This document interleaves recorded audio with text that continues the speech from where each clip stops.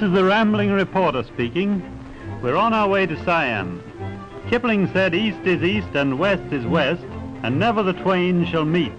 But someone told us that when he made that statement, he had forgotten about Siam. So we're going there to check up on Kipling.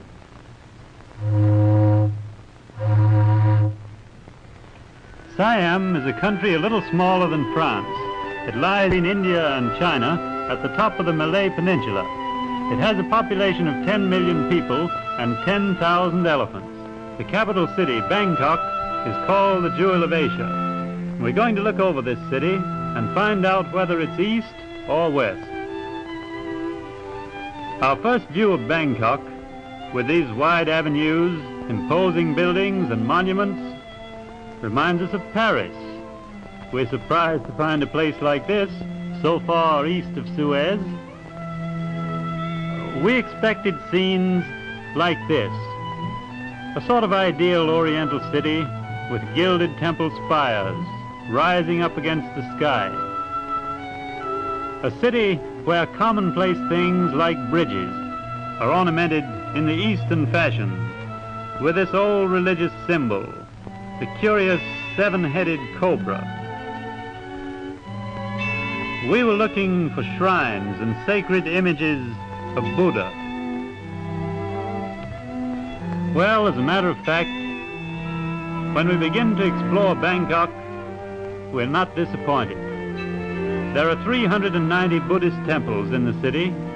These marvelous buildings are covered with gold leaf and tiles in brilliant blue and red, and around the roofs hang thousands of little bells that swing to and fro with every breeze to remind the people of the presence of the gods. And these are the tinkly temple bells that Kipling wrote about. Kings of Siam have spent millions of dollars on carvings to ornament the gateways of these temples. And the poor people have contributed millions of bits of broken glass and china to be set in the plaster walls in intricate mosaic patterns. Nothing has been spared to make these buildings beautiful. We find this one constructed of pure white marble brought all the way from Italy. And in the temple courtyards, we see these fantastic animals and stone giants that keep watch over the shrines and frighten away the evil spirits. And all this makes the Western world seem a million miles away. We begin to think that Kipling was right. East is east. But turn to the Royal Palace and see east meet west even in architecture. This roof resembles a temple, but beneath it is a typical European building. And out in front, His Majesty's Guard snaps to attention with a real Western click of the heels.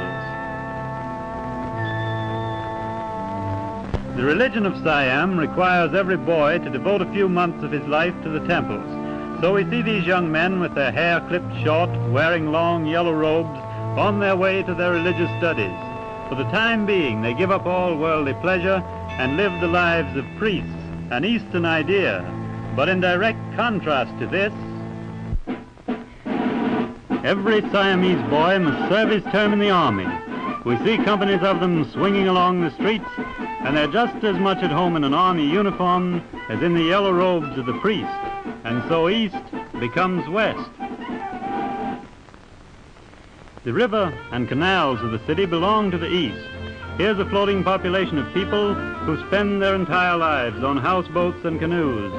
And they rarely set foot on shore because everything they need is floating around them. Shops, markets, nurseries. They have all the comforts of home, including plenty of running water, which they don't often use.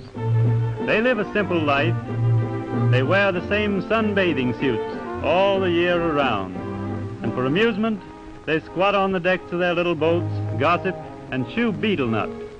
Betel nut takes the place of chewing gum in the East, and it turns the teeth black. But these young ladies of Siam consider black teeth a mark of beauty. and we visit a native bazaar. It's typical of the East, from its flies to its beggars.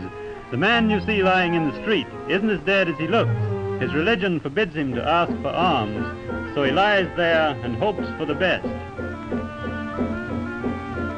Not far from the native bazaar, we find a street which seems to be just about midway between Orient and Occident.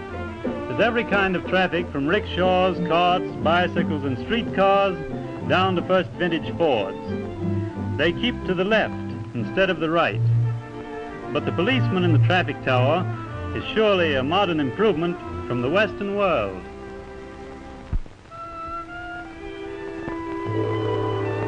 Siam is called the land of the sacred white elephant.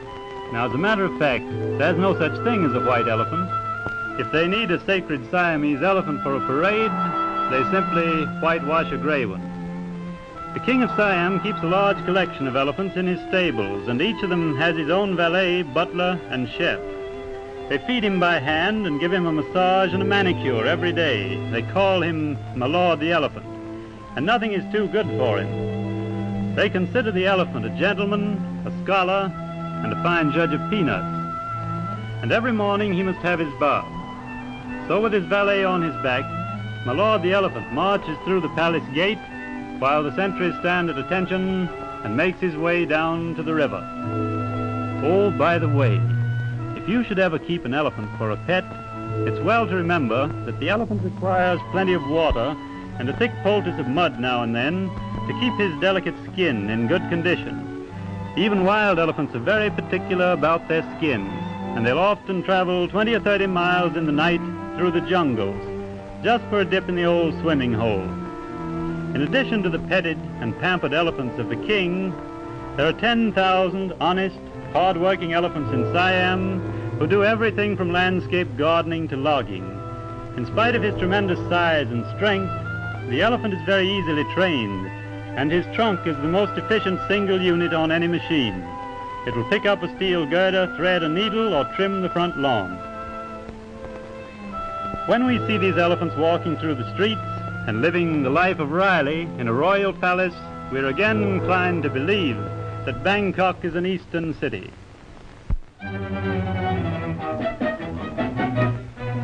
But we go out to the big parade ground to watch the army maneuvers, and we see east go completely west, including the music. Here's a detachment of modern field artillery, boys in khaki who know how to unlimber their guns like old-timers. And it's very different from the old days when the Siamese cavalry rode on elephants, and the infantry carried umbrellas to keep off the sun, and the artillery used gongs instead of guns to frighten the enemy. Not likely that this army will ever have to retreat, but in case of accidents, you see, they know how to make a quick getaway. Bangkok is a city of contrasts. While the artillery drills, on the parade ground, back in the palace, the king's dancing girls rehearse an old Eastern religious dance in which human beings, gods, and demons are all supposed to take part. And nothing about this performance has changed for hundreds of years. The girls with the black masks and prominent teeth represent the demons, and those with the whitewashed faces represent human beings, princes, princesses, and whatnot. And those who take the part of gods wear golden masks.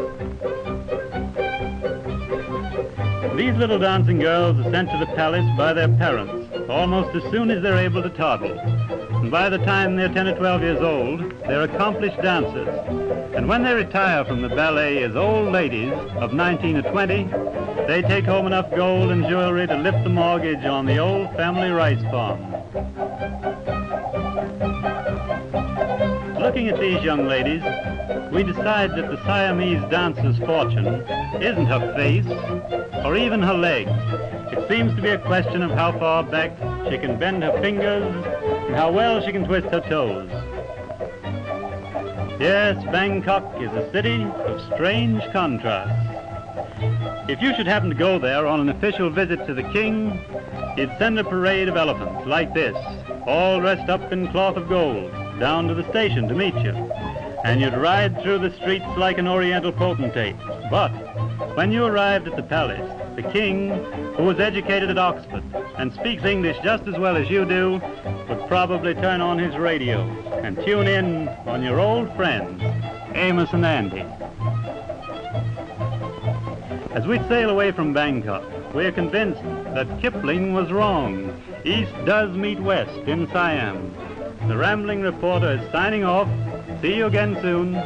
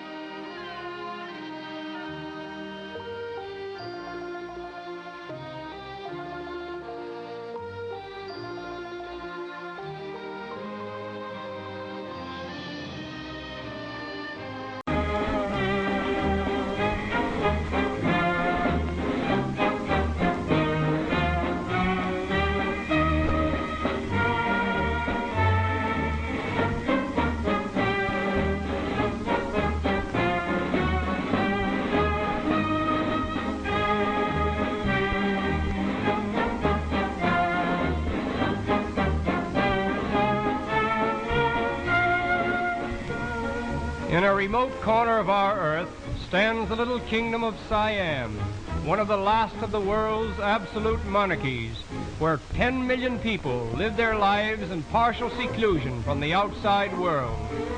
En route to Bangkok, the chief city of this ancient country, we pass a Chinese junk, which reminds us that most of the early settlers in Siam came from Mongolia, a province in China.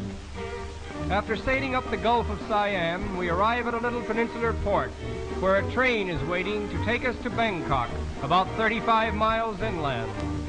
Before departing, we obtain our first bigamy as permitted, but when it occurs, the first wife is always acknowledged the head of the household. Incidentally, Siamese mothers never kiss their children, nor do husbands kiss their wives. Instead, they rub faces together.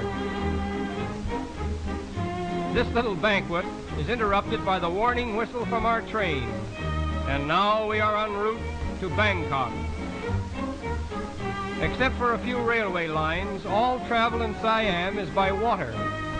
The level of the land is so low and the soil is so soft. Experiences of the courageous engineers who conquered this tropical jungle with the first railway in Siam.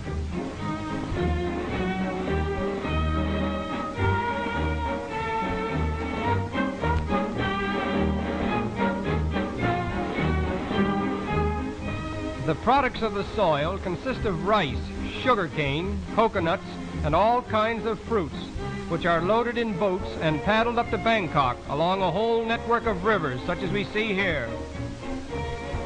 We arrive at Bangkok, the capital and chief city of Siam, covering more land area than any other city in the world except London. We are immediately educating and modernizing the rising generation of Siam. We are told that this king has 236 brothers and sisters. His father had. Siamese are an artistic people. Their architecture, dancing, and music are highly developed in strict accordance with the traditions of Indo-Chinese art. Siamese architecture is chiefly exercised in connection with religious buildings devoted to Buddhism. Buddhism, the Orient's most powerful religion, was brought to Siam from India as early as the 2nd century A.D. It is the national faith of Siam. Buddhism is not based upon divinity. When the people go into a temple and kneel before Buddha, they reverence him, but never do they forget that he was once a man, and that in time they may become even as he is. The women of Siam appear to be the most constant followers of this religion. They spend much of their time in and around the temples with their children, instilling them with the Buddhist faith. This is the temple of the Emerald Buddha, so called because of an emerald image of the great Buddha, which is lodged beneath one of its pointed domes. Our tour of the temples is interrupted by a visit to the famous Pasteur Institute, where venom is extracted from the most famous houses of worship in the country. religion influences the life of the Siamese at every turn. He is always under the direct tutelage of the yellow-robed priest. In fact, every Siamese, including the king himself, must spend a period of his life in some one of the 10,000 monasteries of the land. In Bangkok alone, there are at least 500 temples dedicated to Buddhism. As we think of the strength of this faith called Buddhism, with its millions of followers, and compare it to our own, we cannot help but feel a certain embarrassment in presuming to think that our particular religion is the only one in the world of any importance. And it is with this thought that we leave.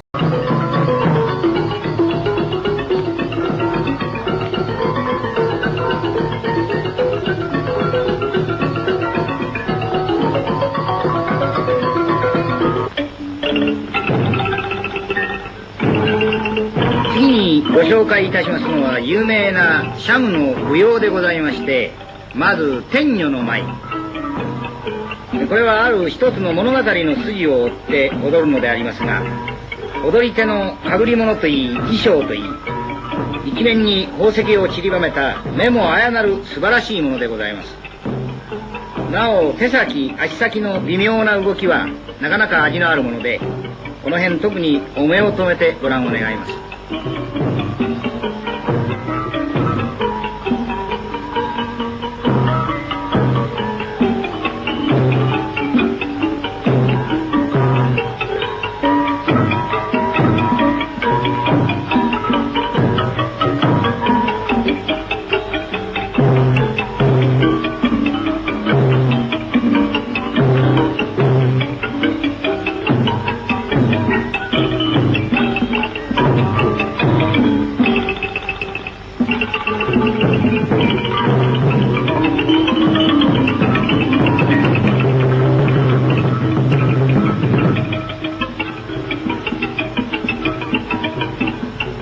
何しろ物語の筋を追って踊りますこととて、中には全部踊り切るのには2年もかかろうというような驚くべきものもありますそうで、格のごときありさまではいつ発るとも思えませんから、まずこの辺で次なる舞踊と差し替えてもらうことにいたしましょう。